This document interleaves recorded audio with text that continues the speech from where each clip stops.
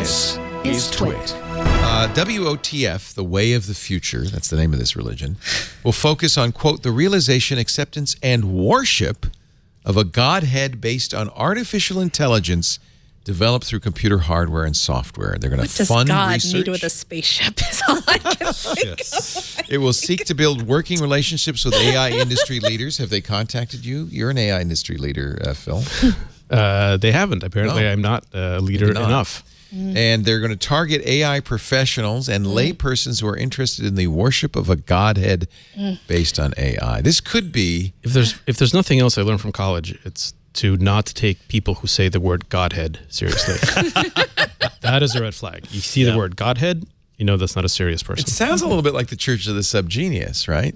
J.R. Bob Dobbs and Slack, and which is, of course, was a mock religion that took off. Yeah, and gave us Slack. And gave us Slack. Do you think Slack, the program, is named after Slack from Church of Subgenius? It's got to be. Wow, I didn't think of that. So is Anthony Levandowski creating a new J.R. Bob Dobbs, and he's the dean?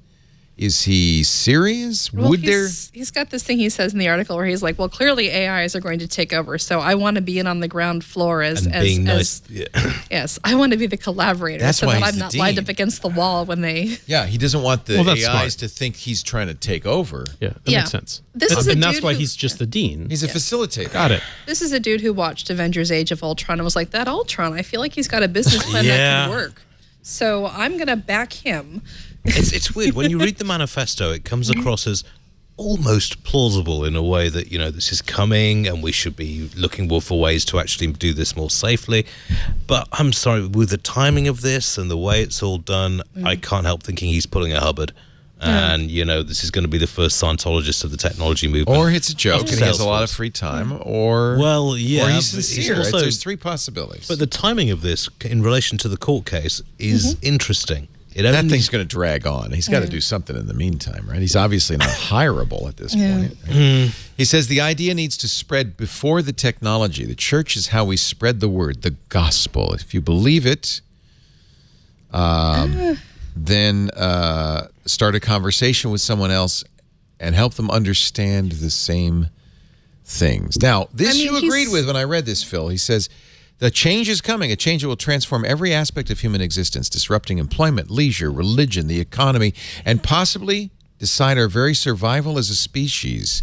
Quote, if you ask people whether a computer can be smarter than a human, 99.9% will say science fiction. Actually, it's inevitable. It's guaranteed to happen. Is that true? 99.9% will say science fiction. That seems like an awfully precise number. It also science fiction. Will a computer ever be as smart as a human?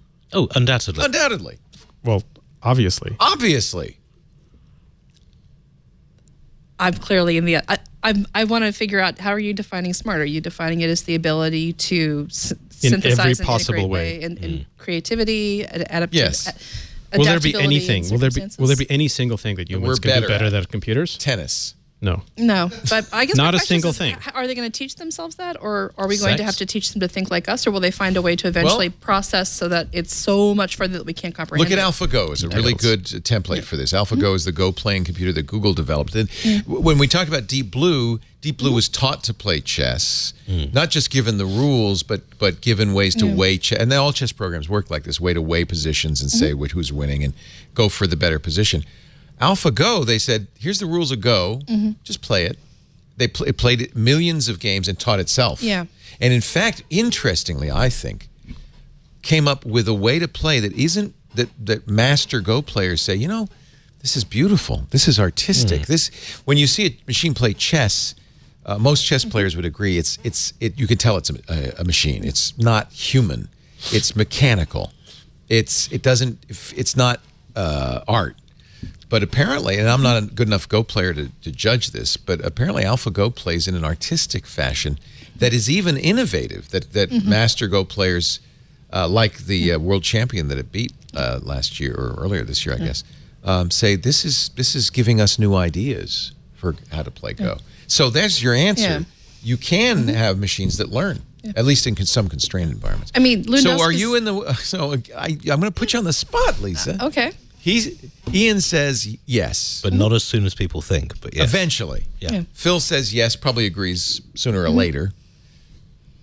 That's 2 out of 2. Teach him how to think, and then the answer is probably yes. Yes, and I say yes. So it's 100%. 100% of people don't believe it's science fiction, but think it's inevitable. I mean, so the quote is the Close is opposite of what wrong. he said. Yeah. Yeah. How about in the studio audience? Anybody? Let's put it this way: anybody doesn't think that can we give it a time frame? The next couple of 100 years. Yeah. We'll give it a long time frame that a machine can't be developed that will be smarter than a human. Anybody think that won't happen?